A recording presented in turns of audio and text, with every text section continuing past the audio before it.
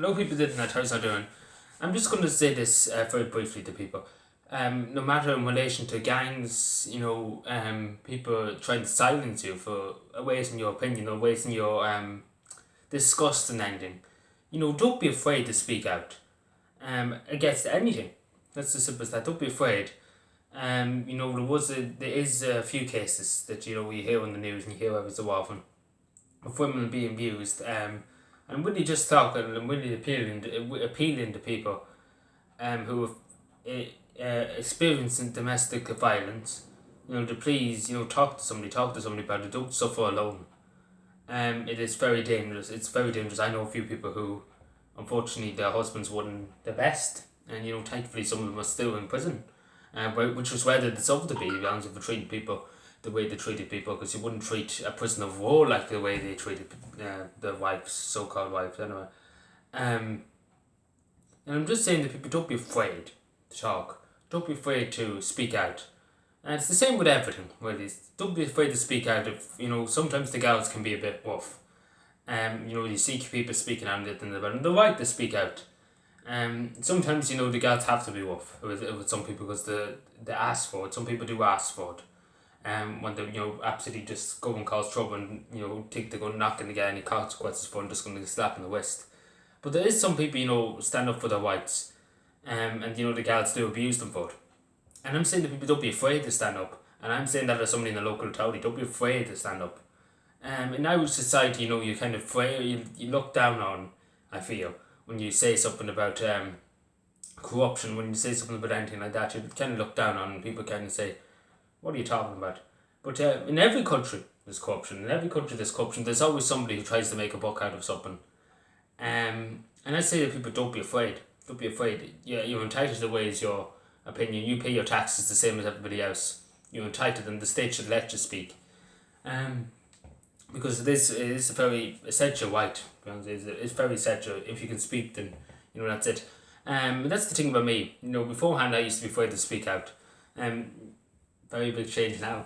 But I'm saying to people, you don't be afraid. Don't be afraid. Even if you're experiencing a difficult time at the moment, especially with the lockdown and all that, it's very hard on people's brains. Even the best of stable brains, I find it very hard at the moment. And I'm saying, talk. That's the best medicine. And don't be afraid to talk. That's what I'm going to call this video. Don't be afraid to talk.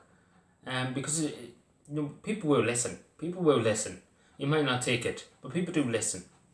And I listen. I always listen. No matter what it is, I always listen. I always give people, I always hear people out. I always hear people what they have to say.